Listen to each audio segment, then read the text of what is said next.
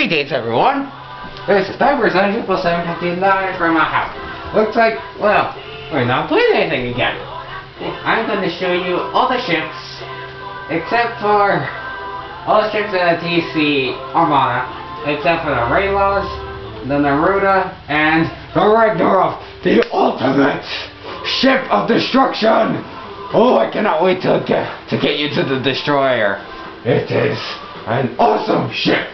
This is a powerful railgun, numerous gas guns, powerful auto cannons alongside, missile launchers in the back, flat guns, snipe, explosive shot, scatter shot. It is the greatest ship of all time. Sorry, you got to wait. We don't have it here. We're limited resources. Ugh. Okay, first up we have the Hoshiko. It's got, what I said is already, well, I already said I already said what there is about it. It can repair ships around it, all except for itself, and demolition bots. Turns out I was mistaken. It only targets enemy frigates, so I was half right, because it disables weapons at 75% damage, decreases max speed and acceleration by 200%. It's got a laser in the front. I don't really know where it is. Somewhere here.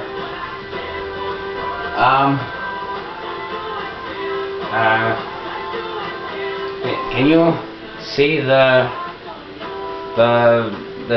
points? I'll check. No, you cannot. Okay, 775 hull, 325 shields, so that'd be 1100 altogether. 350 antimatter, 3 armor, and 4 laser damage. Here we have the Javelin.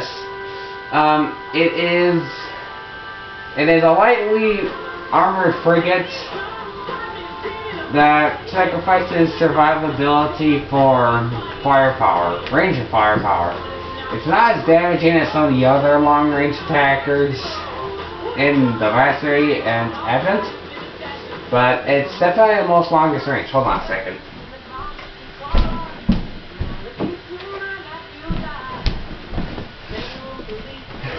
Okay, 500 hull, 280 shields, 1 point of armor, but 11 missile damage.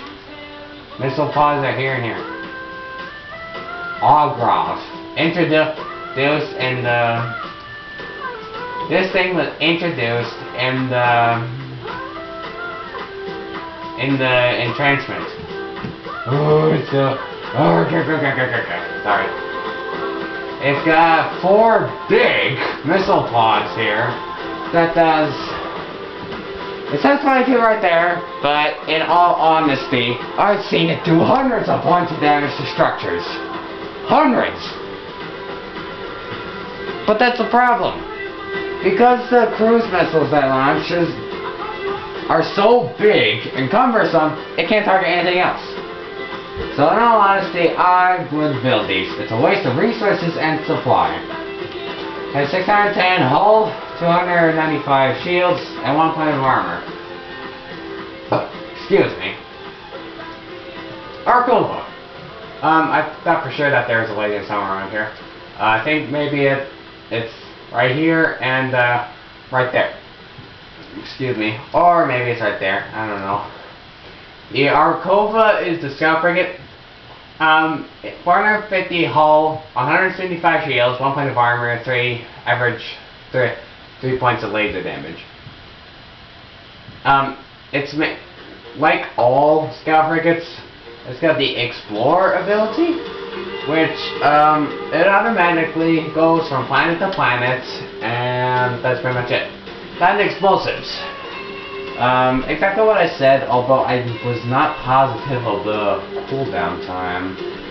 It is a very short-ranged ability, but once it gets into range of a enemy structure, it can do 1,200 points of damage to the structure, as well as reduce damage by 50% for 15 seconds. However, 900 seconds of cooldown time. And I forgot to do the sensor. I forgot to show you the sensor drones before I blew up the civic ships, because this civilian labs, because this is the void, and yeah, and it's you get a ton of resources, but that's all you get, and the enemy is approaching fast, so I didn't think I had a lot of time. So sorry, no sensor drones. Maybe I'll show it on the next one, where I show you the awesome power of the RAGNAROV! In fact, available jump drive, which is the failsafe jump body, makes it immune to the phase jump inhibitor. Now, also in diplomacy along with star bases, you get mines.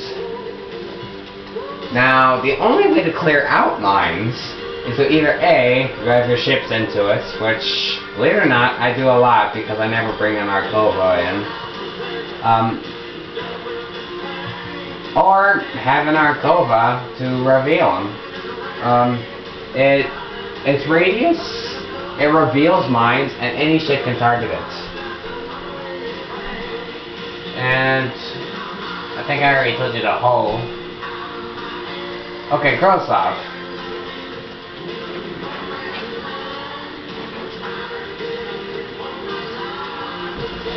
Alright, it sacrifices survivability and normal weapon systems for planetary bombardment guns here and here. Oh, by the way, did I mention that the TEC uses nuclear weaponry? And here's a laser cannon here. Bless you. 510 hull, 255 shields, 2 armor, and 6 laser damage.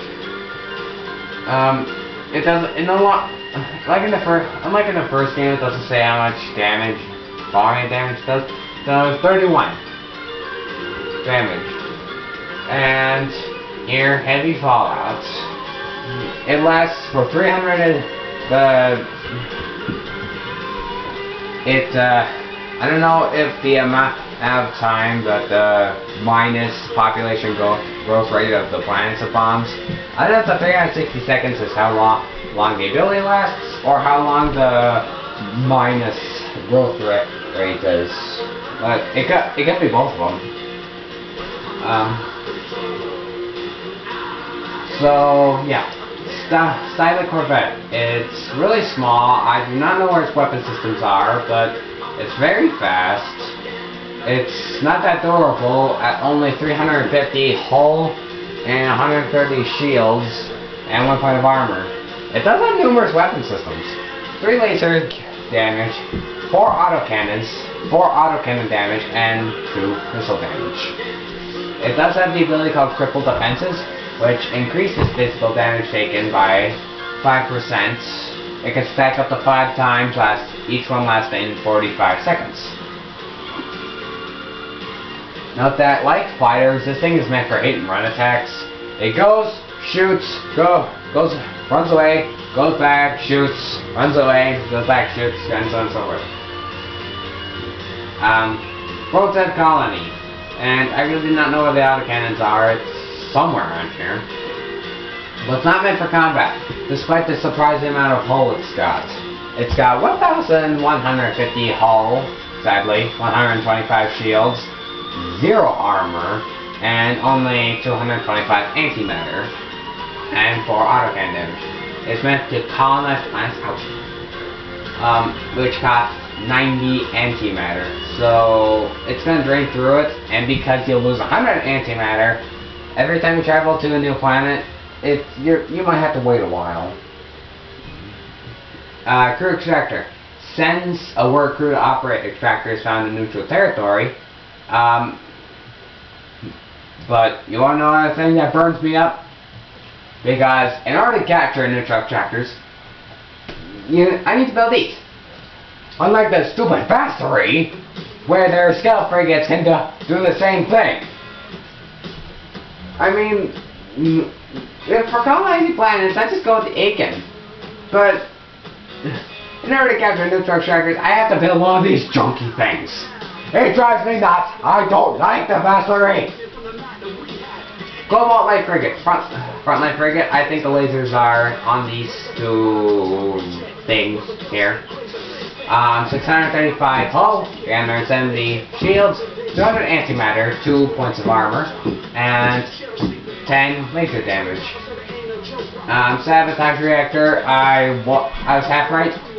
It does not damage antimatter, but it must have an antimatter pool in order to disable abilities and do 100 points of damage.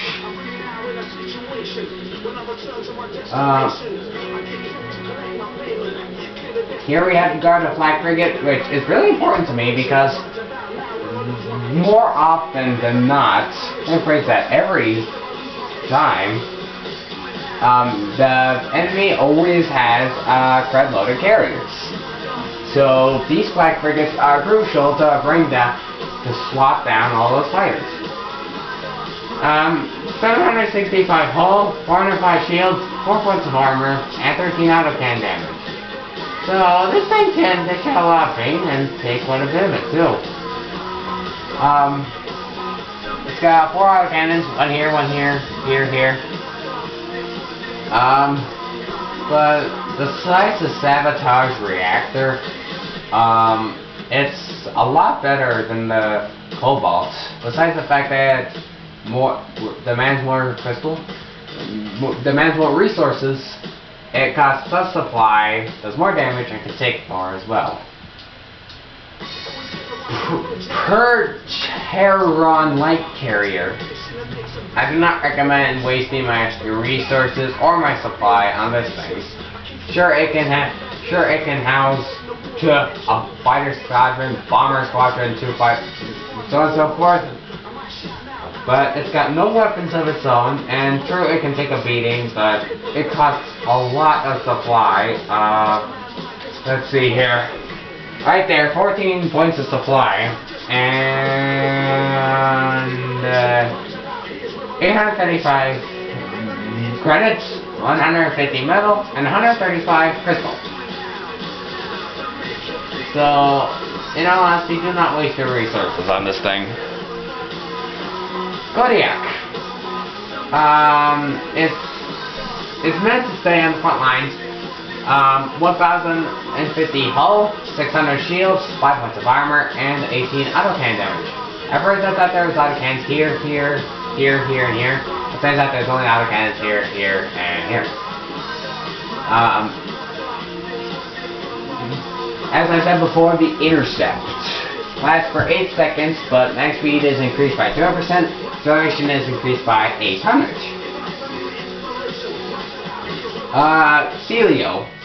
Celio. That sounds like the Pokemon. Command Cruiser. Hull is 850, 250 shields, 350 antimatter, 1 point of armor, and average for laser. I do not know what a laser cannon is. Its main ability is Embolden, which targets friendly frigates, capital ships, the Titan, and corvettes. It only has a cooldown time of 2, so as long as its antimatter stays up, it can just keep bouncing it back across ships. While it's in effect, it restores shields by 2.5 per second, and decreases weapon cooldown by 10%. Designate targets.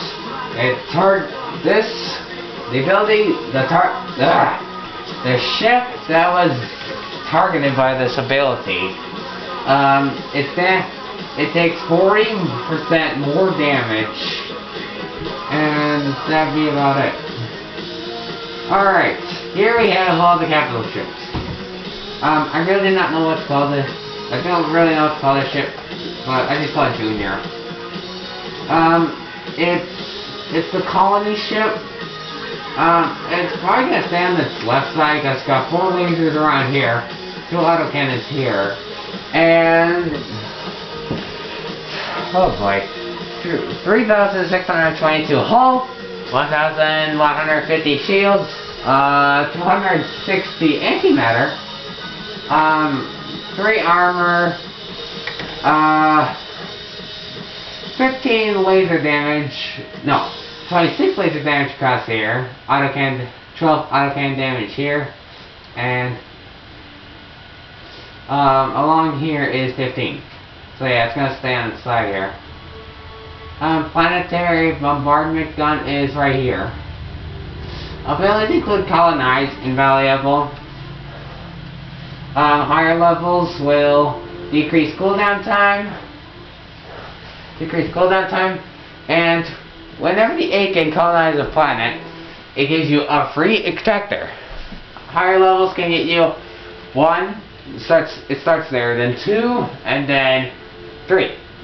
Extraction rate is also increased for those that were automatically built. 33% on the first level. 50 on the second level, I think. 75 third. Double that at 100 for the fourth level. Ion bolt. Very useful. Very, very useful. Although it only lasts for 3 seconds, now it lasts for about 8 seconds on the highest level. It disables abilities, disables construction, structure work, phase jump, sublight main engine, sunlight maneuvering engine, passive regeneration, and weapons. Basically, whatever's hit is totally disabled. I mean, like, everything. It's dead. It's virtually dead. Targeting uplink. Advanced computer systems allow the ships around in its radius to have increased weapon range and increased chance to hit. Now, this may seem impressive, but it's not really. Weapon range is not normally a problem, and the only time you'll want to increase chance to hit is in an asteroid field or belt, in which case chances of you hitting the ship and right back is decreased by, I don't know, 20 to 25. Armistice. I have not seen this in action yet because I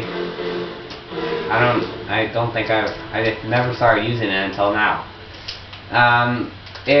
Any ships around it that enters this field becomes invulnerable, but its abilities and weapons are disabled. A lot of people use it to stop the fighting and get out of the gravity well before further casualties are inflicted.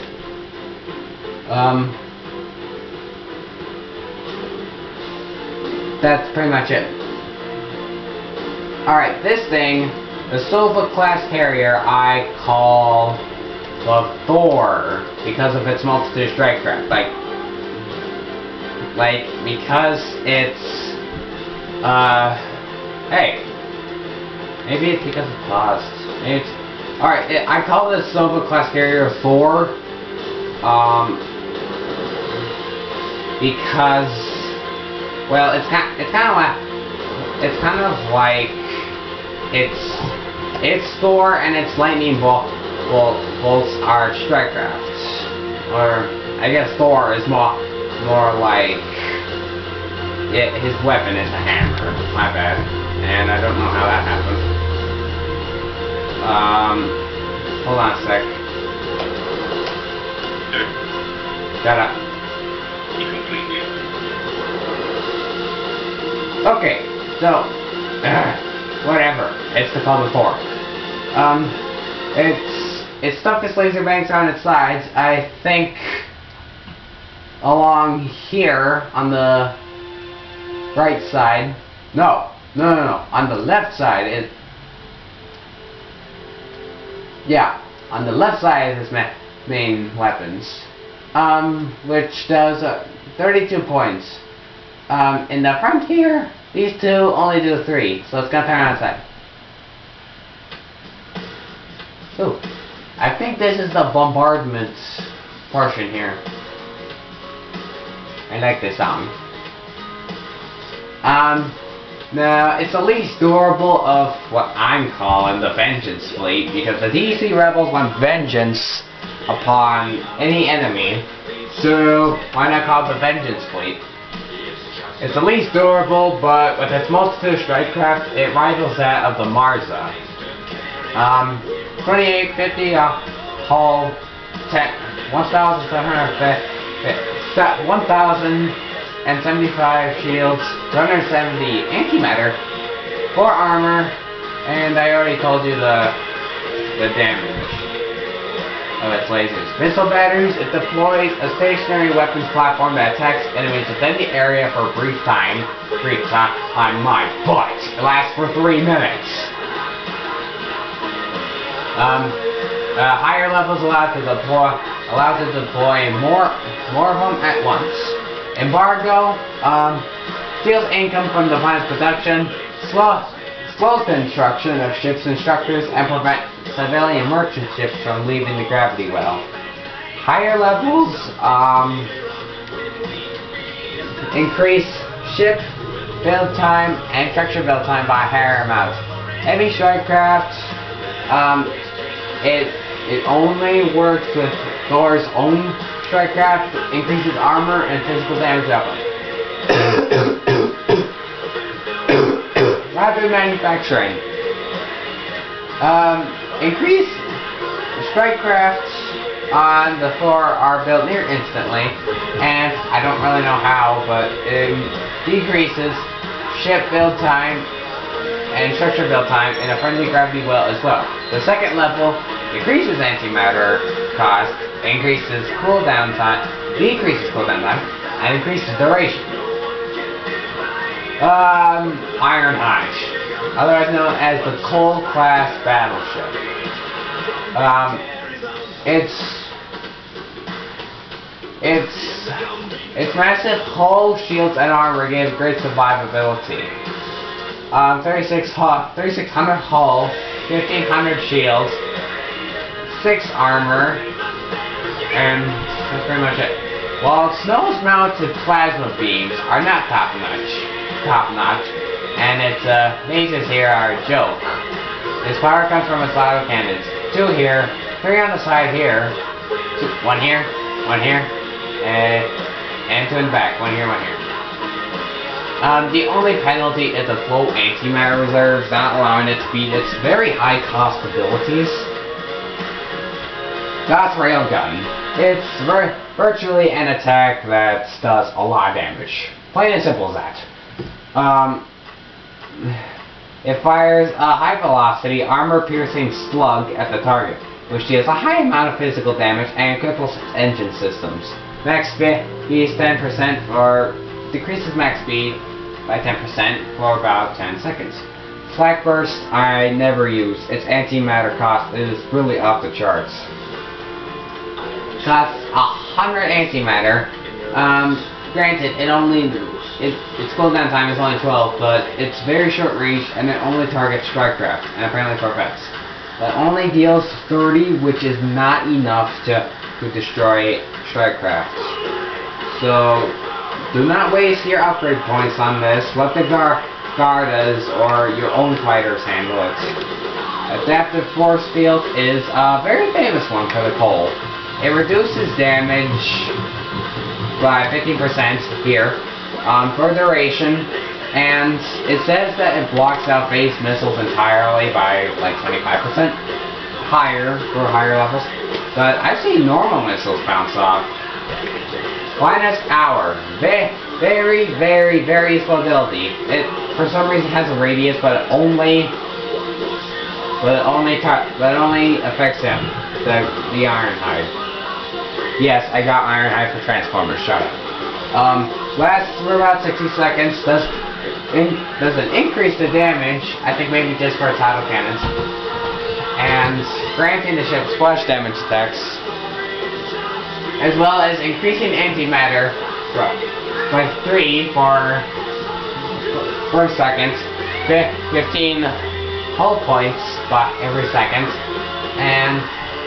and decreases ability cooldown by 20%. So yeah, that's the Ironhide. I really do not know what to name this ship, but I just kind of stuck with unknown. It's the Corset class battle cruiser.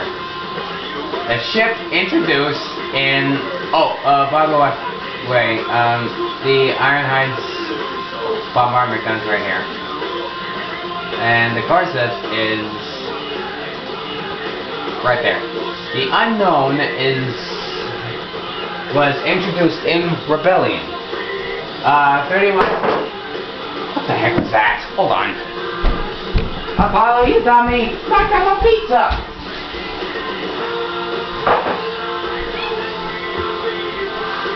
Hi, boy.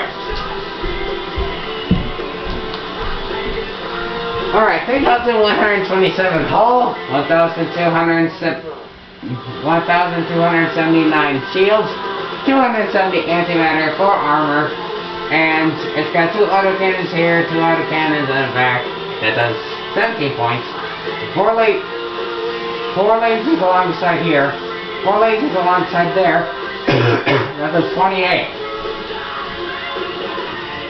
Now you can't have the unknown without the boarding party ability.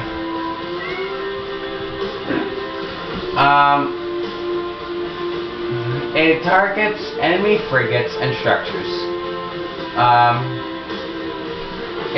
It launches a boarding party to the ship or structure that does damage over time. Higher levels slightly decrease antimatter. Apollo!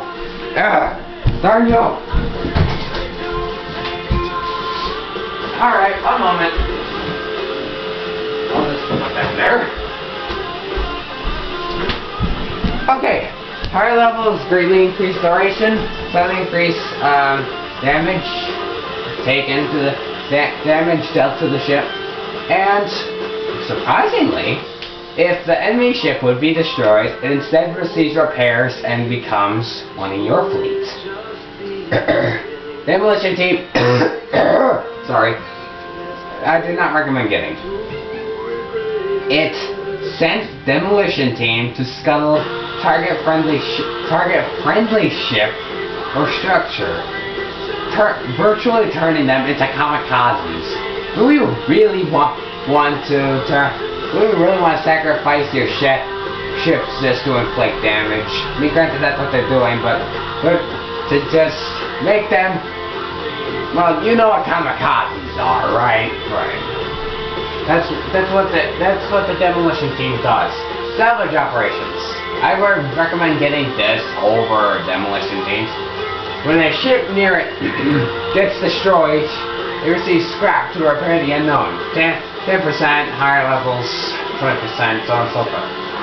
If the ship that was destroyed was boarded, you don't want that, Apollo. If the enemy ship was boarded, then it increases the amount of hull points repaired. By the way, demolition teams, if the target ship was boarded, it does increase damage, so its abilities really focus around the boarding party. Elite Cruise. It targets capital ships. It increases damage output, shield restore rates, max speed, and acceleration. Lasts for a good while too. So yeah, the unknown is a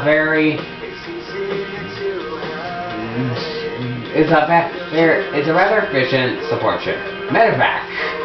Yes, I stole that from StarCraft. Shut up. It's a very improvised ship that, in all honesty, they could do a better job on.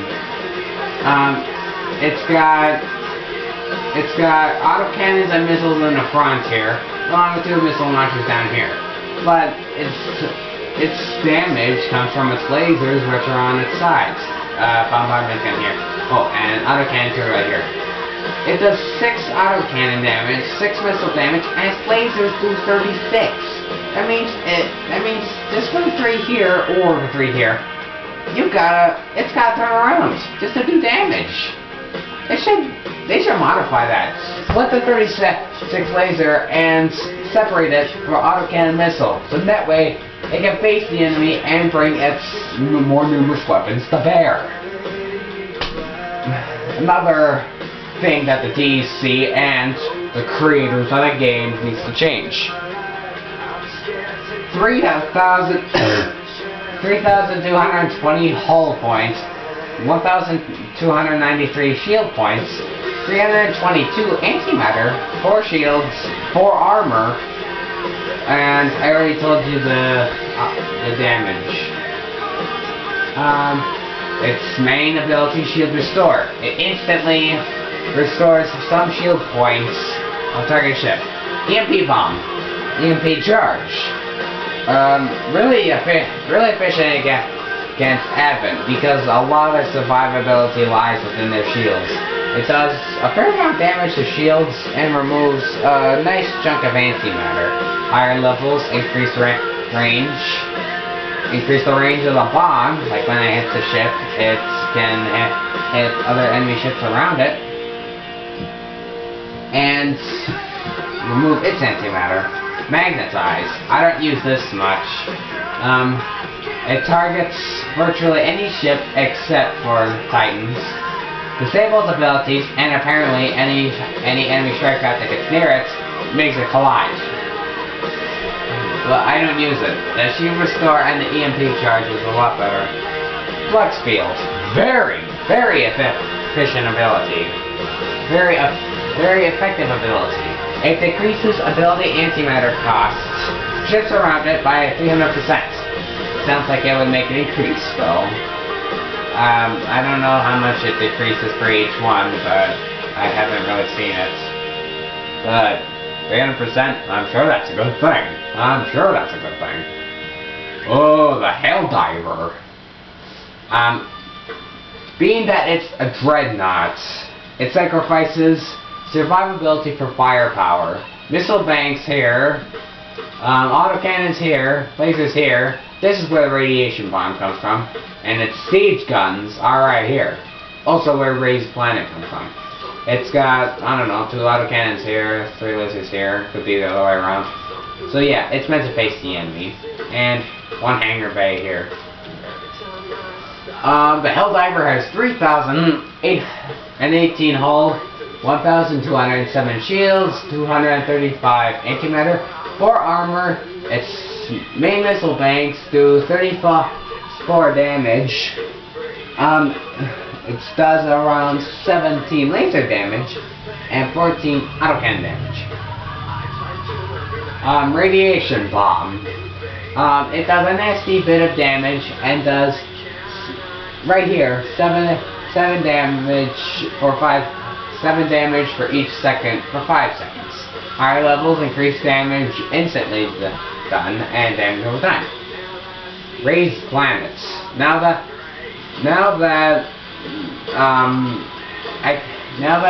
you get the 4th level for these 3 abilities and the 2nd level for the ultimate, I don't use it anymore. I kind of liked it, but I don't need it.